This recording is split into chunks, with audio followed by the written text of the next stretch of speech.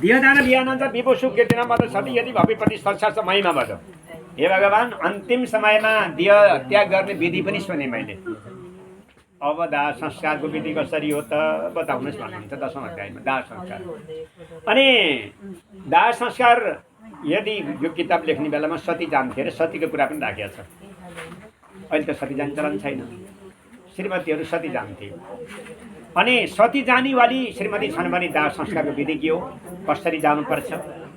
अनि सती जानेवाली छैनन् भने दाह संस्कार कसरी हो? अनि फेरि पञ्चक परेको छ भने दाह संस्कारको विधि के हो, पञ्चक नपरेको छ भने कसरी हो? दाह संस्कारको विधि सुन्ने इच्छा छ भनेर गरुडले भगवान्लाई भन्नुहुन्छ। अनि भगवान्ले भन्न छेउनु त परपक्षामी सर्व मे बोर धुदैकम यत्के त पुत पौत्र छ मध्य त्यो पति गरेन। यो अत्यन्त महत्त्वपूर्ण कुरा छ गरुड। अनि सुन भन्नुहुन्छ। अनि बाबु आमाको देहावसान भइसकेपछि छोराले कपाल दाढी खौरेर अनि लिएर गएर दाह संस्कार गरेर आएर अनि वर्ष दिनसम्मका क्रियाहरू र पिण्डदान जल दान इत्यादि काम गरेर भ्याउँदा अनि अश्वमेध यज्ञ गरेको फल प्राप्त गर्छ छोराले। त्यस्तो महत्त्वपूर्ण कुरा छ। एकातिर कर्तव्य पनि हो, यज्ञ मात्रै गर्ने फल इच्छा दिने पनि होइन, फेरि कर्तव्य हो बाबुआमाको लागि। आमाले 10 महिना कोखमा लिनुभयो, 2-3 वर्ष तनपान गराउनु भयो। अनि दिसा पिसाब थोक राल जम्मै सहेर आमाले हुर्काउनु भयो। बाबुले शिक्षा दीक्षा र उद्देश्य अनि चाहिँ ठुलो मान्छे गराउनुको लागि बाबुले आदर्शवान बन्नु आदर्श गराउनु भयो। यस्ता कर्महरू बाबुआमाले गरेको एकातिर हामीले जिउँदो सञ्जरी पाल्नु, मरेपछि दाह संस्कार सहित लिएर वर्ष दिनसम्मका कर्म गर्नु र प्रत्येक वर्ष तिथिमा श्राद्ध गरिदिनु अनि तीर्थका श्राद्ध गरिदिनु छोराको कर्तव्य हो। अर्कोतिर उसले अनि अश्वमेध यज्ञ गरेको फल छोराले प्राप्त गर्छ। छोरा बुहारी नाति नातिनाहरूले किमदन्तरी बहुविरदानै पितृरन्त्येष्टिमा गरेर तेनाग्निष्टो मसदृशं पुत्र फलम अप्नाएका। अग्निष्टो भनेको हवनादि ठुलो लक्ष्यको यज्ञ हो। त्यत्रो हवनादि ठुलो यज्ञ गरेको फल छोराले प्राप्त गर्छ। बाबुआमाले अन्त्येष्टि गरेर क्रिया गरेको भ्याउँदाखेरि त्यस्तो फल छ हे गरुड भन्नुहुन्छ भगवान्ले। त्यस कारणले तदा सुखम परित्यज कार्य मण्डनम त्यस कारणले छोराले नहुन थियो भइहाल्यो, परिवारजन बित्नु भयो, राम्रो कुरा होइन। तर चिन्ता गरेर आउनेवाला छैन। चिन्ता गरेर कोही फर्केर आएको अहिलेसम्म रेकर्ड छैन। जति वर्ष रोए पनि, जति वर्ष चिच्चाए पनि, जति समय नखाए पनि तिनीहरू गएका मान्छे फर्केर हामी थियौँ आउँछन्, कहाँ आउँछन् थाहा छैन, हामी थियौँ आउँदैनन्। त्यस कारणले त्यो चाहिँ चिन्ता गर्नु व्यर्थ छ। मात्र बिटो येन कार्य नमुन्डन। त्यस कारणले अब के गर्नु, क्षौर कर्म गर्नु, नवीन वस्त्र धारण गर्नु, शुद्ध वस्त्र सेता कपडा लगाउनु। अनि मातापितृ बिटो येन कार्य त मुन्डनम नै आत्मजम खतम संसारमा बताएको। बाबु आमा बितेर छोराले मुण्डन गर्दैन भने छोरो भयो, पशु हो त्यो। अनि त्यस कारणले बाबुआमा बितिसकेपछि छोराले अनि मुण्डन गर्नु, क्रिया दाह संस्कार सहित क्रियाका कर्महरू गर्नु, पिण्डदान आदि कर्महरू गर्नु, यो उसको कर्तव्य र धर्म हो। ततो मुण्डनमा जस्तो नख कुची विवर्जितम तत सबान दवस्ना त धौत वस्त्राणी मान्दैन। यहाँ त इन्डियाले यही गर्छ। सबै जाने बन्धु बान्धवहरूले कपाल खौर्न मिल्नेले कपाल खौर्नु, सेतो कपडा सबैले धारण गर्नु भन्छ। हामीले जे छ त्यही। अहिले त जुत्तासित गयो, जुत्तासित आयो, लगाइदियो, जुत्तासित अनि चाहिँ सबै गर्छन्। एउटाले मात्रै तिनीहरूले मात्रै यो नाङ्गो बस्नु, सबैले नुहाइधुवाइ गर्नु। जनै लाउनेवालाले सबैले चोखो जनै लगाउनु र शुद्ध कपडा सेतो कपडा लगाएर सबै घाटामा लिएर जानु। सद्यो जलम समानिदम ततस्तम नभएसम्म मण्डने चन्दने स्त्रग्वी गङ्गा नृत्यका अथवा। अनि त्यसलाई चाहिँ अब के गर्नु, यसो नुहाइदिनु मैरामा। छोराले जनै लाउने जनै लायो, चोखो जनै लायो। त्यसपछि घर 2टा पिण्ड दियो। मृत्यु थानी सबो नाम, मरेको ठाउँमा सब नामको पिण्ड दिन्छ। द्वारमा ढोकामा पान्था नामको पिण्ड दिन्छ। यो पृथ्वीमा अधिष्ठाती 3टा देवता छन्, भूत प्रेत डाकिनी। पृथ्वीका अधिष्ठाती देवता हुन्। तिनीहरूलाई हटाउनको लागि त्यहाँ दियो। अनि पान्था नामको पिण्डले चाहिँ यहाँ अरू वरपर भएका भूतप्रेत पिचासहरू वायुहरूलाई हटाइदिन्छ। त्यसकारण 2टा पिण्ड घरमा दिइयो। त्यसपछि तब प्रदक्षिणा, त्यसपछि चितालाई त्यो लासलाई अनि प्रदक्षिणा गर्नु र बोकेर घाटतिर जानु, मसान घाटतिर। अनि तब किताब पूजनीय साथी कर्णपुत्र दानरी बाँध्न भइस। अनि छोराले अब कसैको अघिका कुरा लेखेका कारणले अन्ना बोक्ने हो कि काना बोक्ने हो कि कसरी लाने चलान छ, छोरा बुहारी आफ्ना बन्धु बान्धवहरूले अनि चाहिँ लास बोकेर घाटतिर जानु। घृतकन्ने सोपितर मसनाइसक चाहिँ सस्वमेध फलम पुत्र लभते च पदे पदे। बाबु आमालाई काँधमा कन्डामा बोकेर घाटसम्म पुग्दा प्रत्येक पाइलामा अश्वमेध यज्ञको फल छोराले प्राप्त गर्छ, बुहारीले प्राप्त गर्छ, नातिले प्राप्त गर्छ, त्यस्तो फल प्राप्त हुन्छ। नित्य गर्ने सोप्रिटी छ सता ताते लाइद तदैव तद्रिणान मुचे मृतम सो पितरम भवेत्।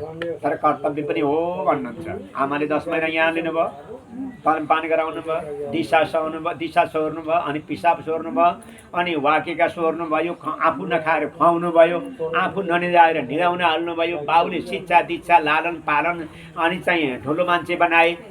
कर्तव्य पनि हो फेरि, तर धर्म पनि हुन्छ। त्यस कारणले यिनी कामहरू गर्नु।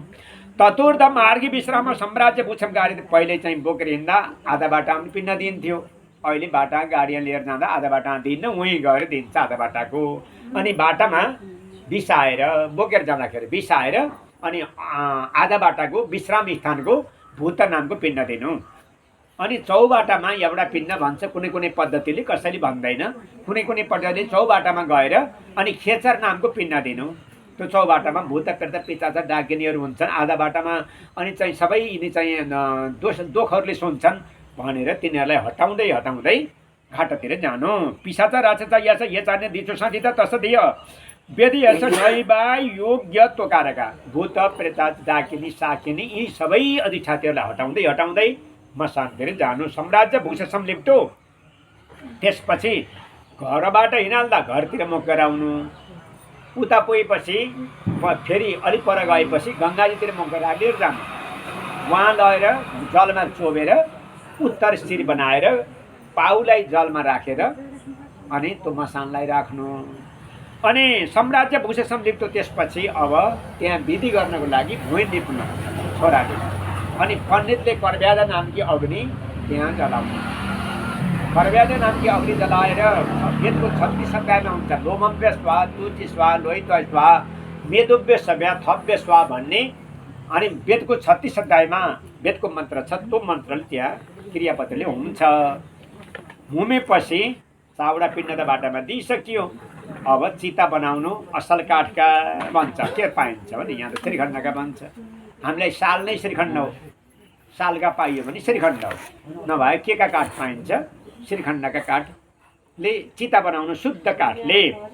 यदि सम्प्रार्थयित्वाग्नि चितम तत्रै बगारेर श्रीखण्ड तुलसी काठले पलास स्वस्थतारूपी श्रीखण्डका, पलासका, सालका यस्ता उत्तम काठका चिताहरू बनाएर त्यो चाहिँ बाहिर विधि गरिसकेपछि चितामा रूप तथा प्रेत पिण्ड दौ तत्र थापेर चितामा त्यो लासलाई राखेपछि 2टा पिण्ड दिनु। काठमा पनि विभिन्न प्रकारका भूत प्रेत हुन सक्छन्। त्यसकारणले काठ सञ्चय थाने तीर्थ नाम पिण्ड। अनि सब अस्ति साधक नाम पिण्ड, दाहिने हातमा साधक नामको पिण्ड 2टा चितामा दिनु। 2टा बाटामा दियो, 2टा घर दियो, 6वटा पिण्ड भए। अब आगो लगाऊ। तर पञ्चक पर्या छैन भने न श्रीमती सती जान्नन् भने। अब श्रीमती सती जाने बेलाको भएको कारणले भयो नि यहाँ भएको कुरा। अहिले त जान पाइँदैन, जाने कुरा पनि भयो। अनि यदि श्रीमती सती जानुभन्दा थिएन भने घर जब आफ्नो श्रीमानको देवदर्शन भइसकेपछि अनि उनी गएर दर्शन गरेर स्नान गर्नु।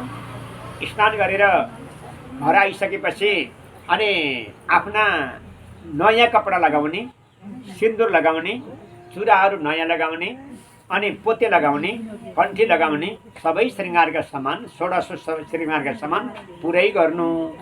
त्यसपछि श्रीफल लिएर भगवतीको मन्दिरमा जानु। भगवतीको मन्दिरमा गएर भगवतीलाई दाहिने पिञ्चनी परिक्रमा गर्नु, भगवतीलाई ढाउदिनु।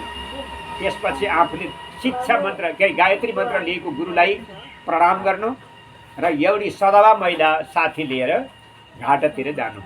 महिला पनि जलाशयमा घाटमा पुगिसकेपछि अनि सबै परिवारजनहरूले चिता बनाए।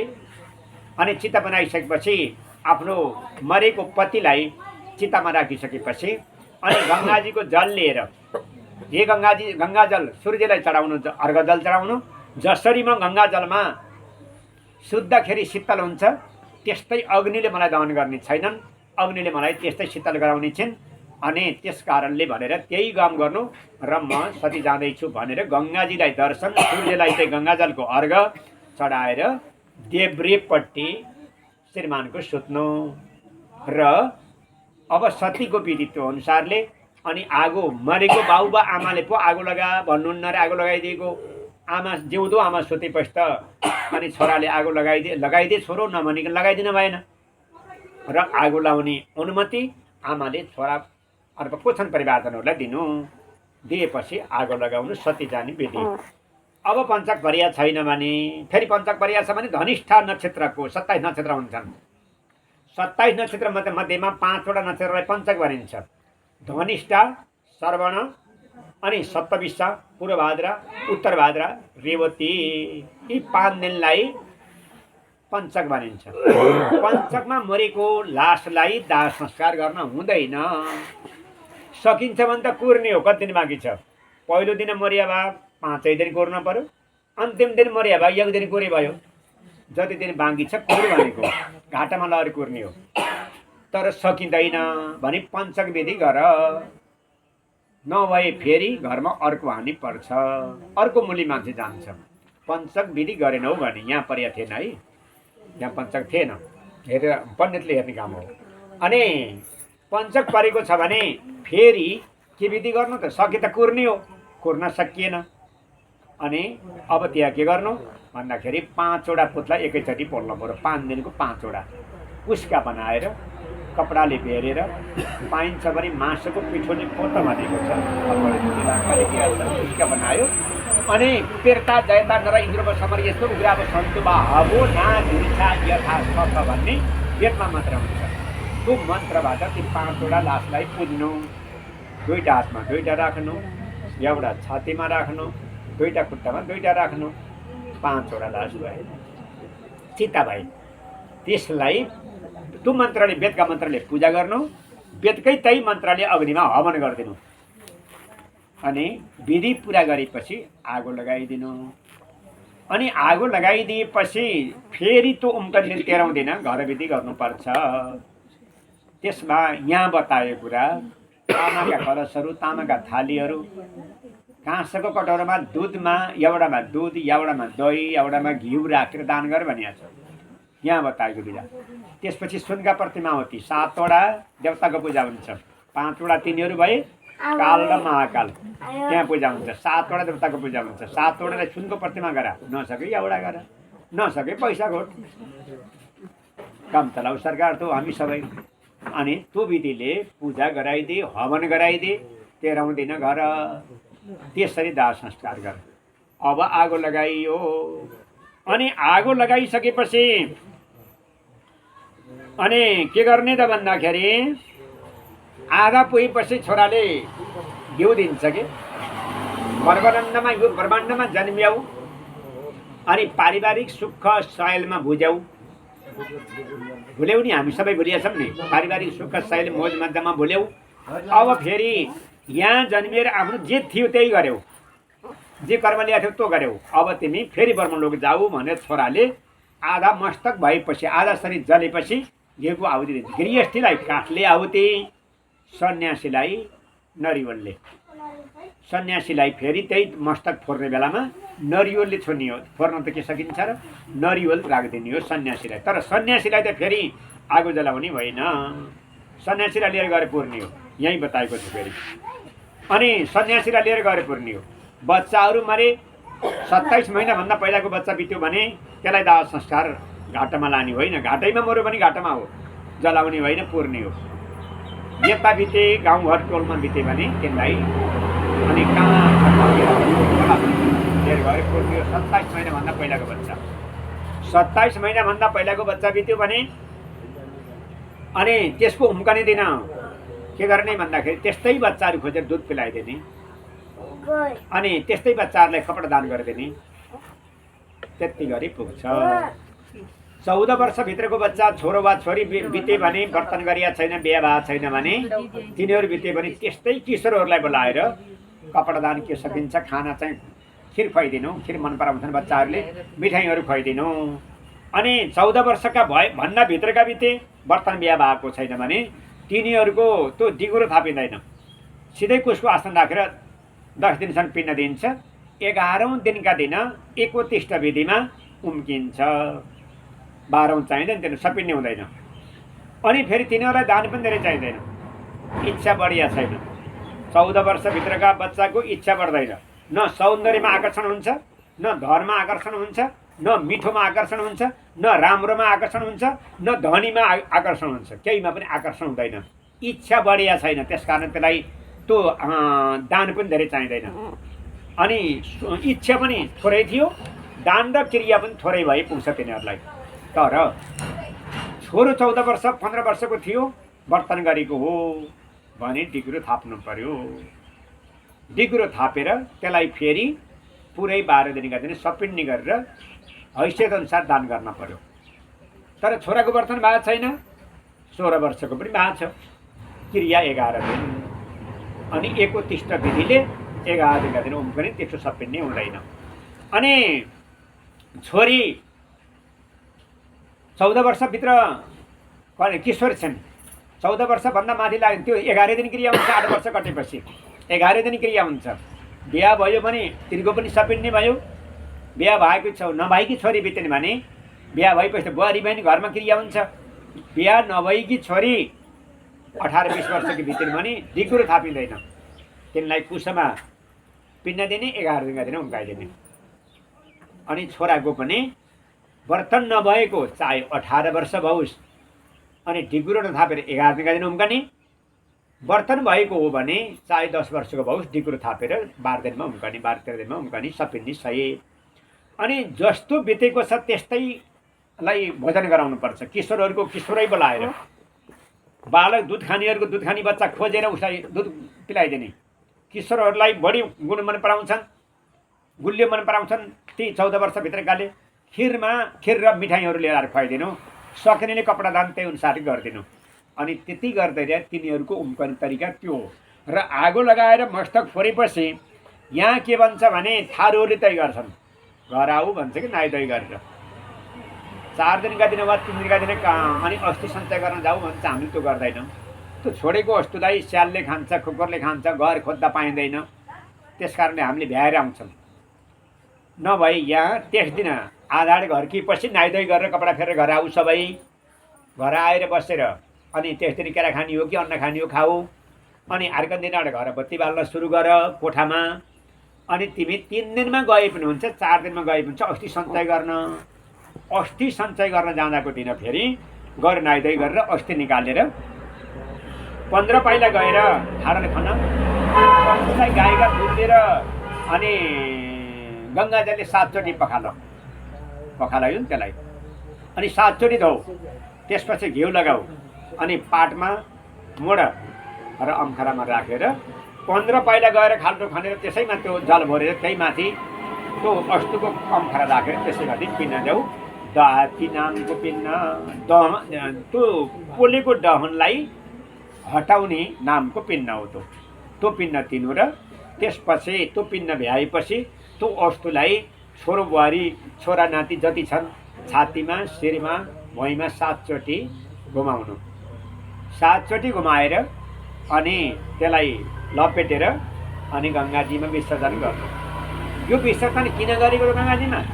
जहिलेसम्म त्यो हाड त्यो वस्तु गङ्गाजीमा छ तहिलेसम्म उहाँ ब्रह्मलोकमा के अरे विष्णुलोकमा त्यो मान्छे त्यो अंश बस्न पाउँछ। अनि एउटा बेलाले जङ्गली जनावरको शिकार गरेर खाँदो रहेछ अघि, अनि धेरै वर्षसम्म जङ्गली जनावरहरू मार्ने अनि लिएर आएर मजाले खाने। गर्दै गर्दै जाँदा एक दिन आफैलाई जङ्गली जनावरले मारेछ। अनि कसैले खोजेन, कसैले पनि पाएन। अनि त्यहीँ चिलले खाए, त्यहीँ बाघले खायो, त्यहीँ स्यालले खाए, कुकुरले खाए, राएको। अनि चाहिँ केही त्यो चिलले देखेछ धेरै समयपछि। त्यो त प्रेत बनेर बसिया थियो, प्रेत बने त यमलोकतिर थियो। अनि चिलले देखेछ र चिलले त्यो मुखमा लिएर त्यहाँबाट उडेर उता गएर रहेछ, कतै गएर रहेछ, बिचमा भाइरथी गङ्गाजी रहेछ, कलकत्ता आएको रहेछ। भाइरथी गङ्गाजी बिचमा तल थिइन्। अर्को चिलले त्यसले लिएर गएको मासुको चौटो अर्को चिलले देखेर उताबाट ऊ आयो, यताबाट ऊ गएको छ। एउटाले नदिन, एउटाले पस्न पस्दा त्यतिखेर गङ्गाजी यहाँ झऱ्यो। अनि जब गङ्गाजी यहाँ झऱ्यो त्यो प्रेत चाहिँ स्याक्क वैकुण्ठ गयो। त्यसरी झुक्किएर परेको अस्तु त वैकुण्ठ त्यो प्रेत गयो भने आफ्ना छोराले विधिवत रूपमा चाहिँ लिएर गएर गङ्गाजीमा स्थापना गरेको अस्तुले किन वैकुण्ठको जाँदैन? अनि राजा भागीरथका हजुरबाका कलकत्तामा राज्य गर्दथे। अनि छोरा थिए 10,000। 10,000 छोरा एकतिर अत्यन्तै मूर्ख, एउटी रानीतिर एउटा जन्मिया थिए अत्यन्तै ज्ञानी। अनि 10,000 छोराहरू नाश हुनुको लागि मूर्ख थिए के अरे लडाइँमा गएछन्। लडाइँमा गएका विरोधीले सखाप बनाइदिए, छोत्र्यान बनाइदिए। त्यसपछि भागीरथका राजाका बुबाले तपस्या गरी भागीरथी गङ्गा त्यहाँ ल्याउनुको लागि स्वर्ग रहेछन् कि पहिला, कलकत्ताको कुरा हो यो। अनि भागीरथ र गङ्गा लिएर आएर यिनीहरूलाई यो खरानीमा गङ्गाजीमा सबै खरानी बगाइदिएपछि बल्ल मोक्ष हुन्छन् भनेर तपस्या गरे। आफ्नो जीवन गयो, गङ्गाजी प्रसन्न भएनन्। अनि त्यसपछि भागीरथ राजाले गरे। भागीरथ राजाले गर्दा पनि गङ्गाजी प्रसन्न हुन भएनन्। अनि उनीको पनि जीवन गयो, मरे। अनि भागीरथका छोराले तपस्या गरे, गङ्गाजी प्रसन्न भइन्। किन मलाई तपस्या गर्यौ भन्दा तपाईँ पृथ्वीमा आउनु पर्यो। हाम्रा यी चाहिँ बाजेहरू 10,000 बाजेहरूको सखाप परेको यो खरानी तपाईँमा मिलाउन खोजेको र मोक्ष गर्न खोजेको भनेपछि म त आउँछु, तर मेरो बेग धान्न सक्ने को छ? ल खोज, मेरो बेग धान्न पृथ्वीले सक्दैनन् भने गङ्गाजीले त्यहाँ शिवजीको आराधना गरी। शिवजीको आराधना गरेपछि 12 वर्ष शिवजीको तपस्या गरेपछि शिवजी प्रसन्न हुनुभयो। किन प्रसन्न, किन मेरो तपस्या गर्यौ भन्दाखेरि भागीरथी गङ्गाजीलाई पृथ्वीमा ल्याउनु खोजेको, मेरो बेग धान्ने कोही पनि छैन, अनि मेरो बेग धान्ने खोज भनेर भन्नुभयो। भनेपछि अनि तपाईँले त्यो बेग धान्दिन सक्नुहुन्छ, तपाईँले भने तपस्या गरेको भनेपछि ल बोलाऊ भन्नुभयो। अनि शिवजीले जटा फिजाएर थापेर भागीरथी गङ्गाजी तल आउँदा, पृथ्वीमा आउँदा 12 वर्ष त्यही जटामा एक थोपा झर्न दिनु भएन, घमण्ड गरिने भनेर। 12 वर्षसम्म भागीरथी गङ्गाजीलाई यही जटामा घुमाई, एक थोपा पृथ्वीमा खसेन।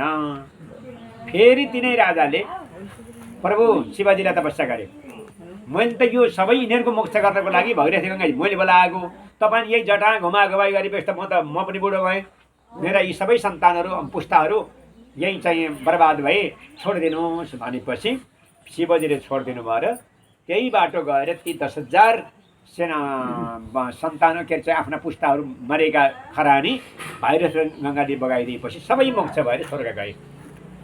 त्यस्तो छ गङ्गाजीको शक्ति। त्यस कारणले हामीले गङ्गाजीमा लानुको अर्थ त हो, गङ्गाजीमा लास लिएर गएर जलाएर त्यो खरानी गङ्गाजीमा बगाउनु, अस्तुलाई लिएर गएर गङ्गाजीमा दमन गरिदिनु, मोक्षको लागि गरेको। नभई खोला गरे पनि हुन्थ्यो, मरघाट भने यता पनि मान्छन् नि, तिनीहरू उतै गरे ठिकै छ। भयो, तर गङ्गाजी चाहिनुको अर्थ त्यसरी हो। कृष्ण गण्डकी र नारायणी त्रिशुली 3टा मिलिया छ। यिनी भागीरथी भन्दा कृष्ण गण्डकी तलमाथि त्यसलाई मूल्याङ्कन गर्न भएन, तर बराबर हुन्।